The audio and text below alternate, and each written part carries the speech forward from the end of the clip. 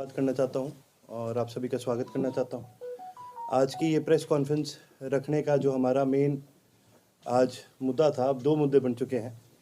सबसे पहला, आने वाली इस 15 फरवरी को ISO यानी INLD स्टूडेंट ऑर्गेनाइजेशन, जो इंडियन नेशनल लोकदल की छात्र इकाई है, हमारा 5वां स्थापना दिवस मनाया जा रहा है और ये सिरसा में मनाया जा रहा है, CDLU में मनाया जा रहा है और पूरे प्रदेश भर से सभी छात्रों को न्योता दिया गया है और हमें उम्मीद है पूरे प्रदेश भर से हमारी जो छात्र इकाई के हमारे जितने साथी हैं वो सब वहाँ पहुँचने का काम करेंगे।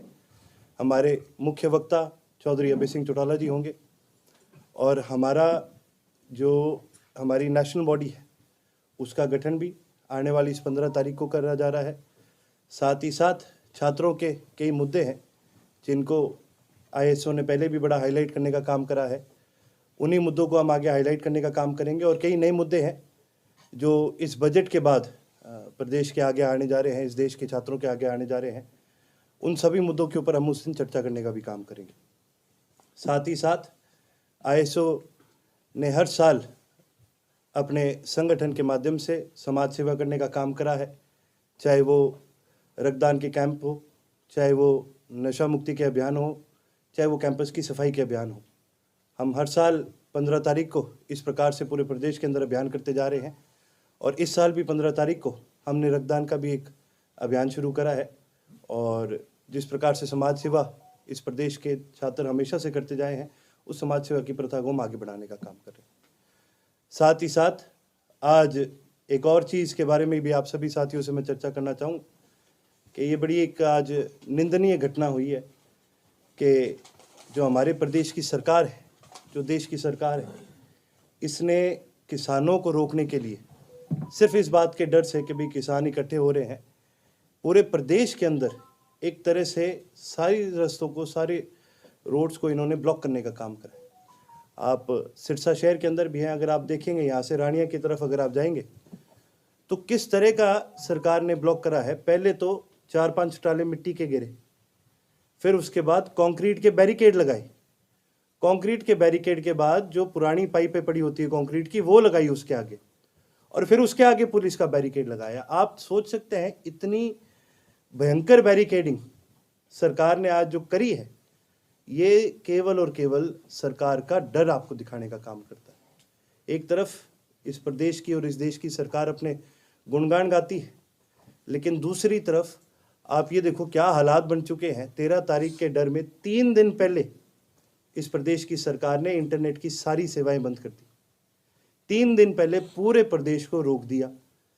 यहाँ से आप अपने शहर से किसी दूसरे शहर नहीं जा सकते। किसी को अगर आम जनता को आज के दिन जाने की कोई अनुमति नहीं है। धारा 144 लगाने का काम इस सरकार ने करा। आप मेरे को ये बताइए, कोई आम आदमी किसी को डॉक्टर के जाना भी हो सकता है, किसी को अपनी रिश्तेदारी में जाना हो सकता है, किसी को काम हो सकता है, किसी का कोई बहुत ज़रूरी काम हो सकता है। केवल और केवल इस डर की वजह से आज पूरे प्रदेश की जनता को दिक्कतें झेलनी पड़ रही है। हम सभी इस बात की बहुत ज़्यादा निंदा करते हैं।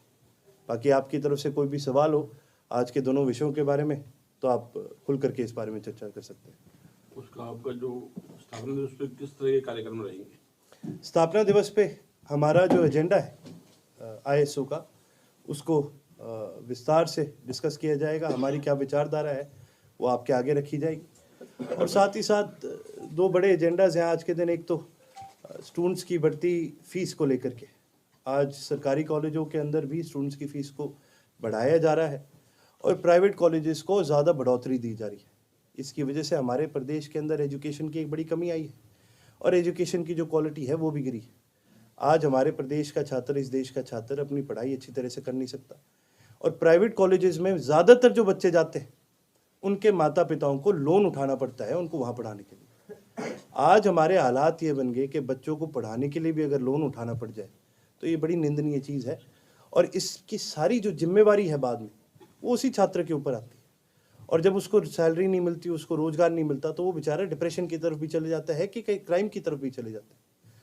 और दूसरी चीज़ जो हम एक डिस्कस करना चाहेंगे, एक हमारा बड़ा एजेंडा है जो सरकार ने जो बेसिकली पूरे एजुकेशन सिस्टम को ओवरऑल करने का जो फैसला करा है, जो सेमेस्टर सिस्टम लाने का काम करा है, इसकी वजह से भी छात्रों को बड़ा नुकसान है।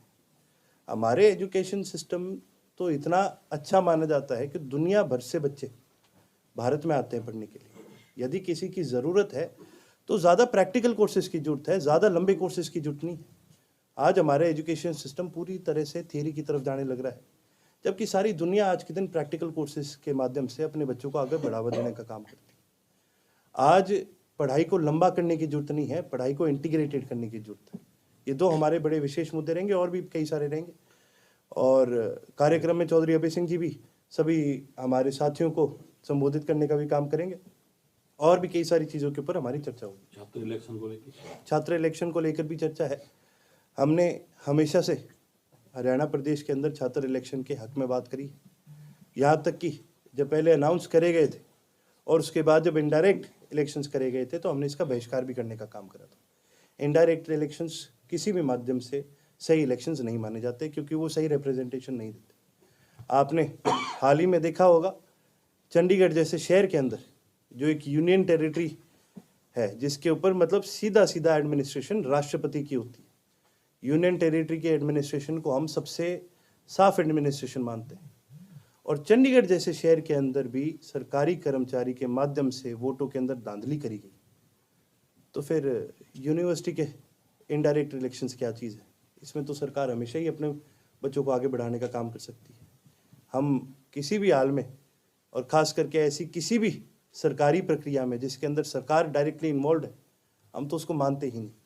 आज इस भारत की सरकार ने ये साबित करने का काम करा है कि ये इस देश को डेमोक्रेसी से दूर ले जाने का काम कर रहे हैं, ये तो तानाशाही की तरफ जाने का काम कर रहे हैं।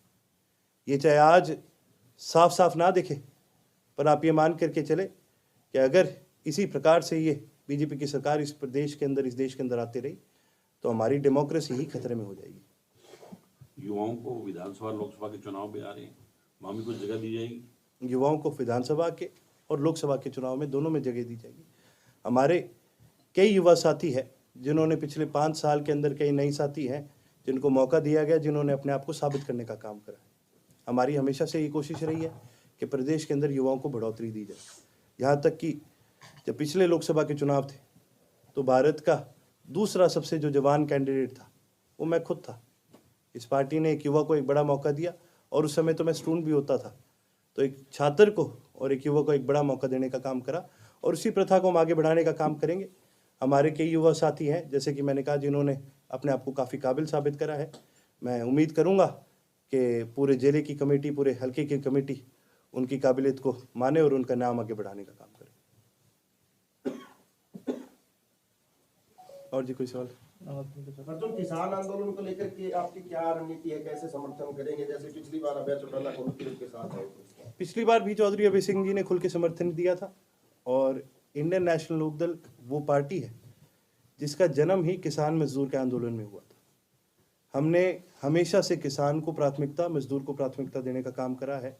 हमारी नीतियां भी वो नीतियां ऐसी हैं जिससे हमारे प्रदेश को, किसान को हमेशा फ़ायदा मिला है। उसी प्रकार से आने वाले समय में भी संयुक्त किसान मोर्चा कभी भी कोई फैसला लेती है, हमने पूर्ण तरीके से उनका सहयोग भी करा है, उनका समर्थन भी करा है, और हमारा एक कार्यकर्ता किसान आंदोलन में इस प्रदेश के और इस देश के एक किसान के साथ खड़ा है।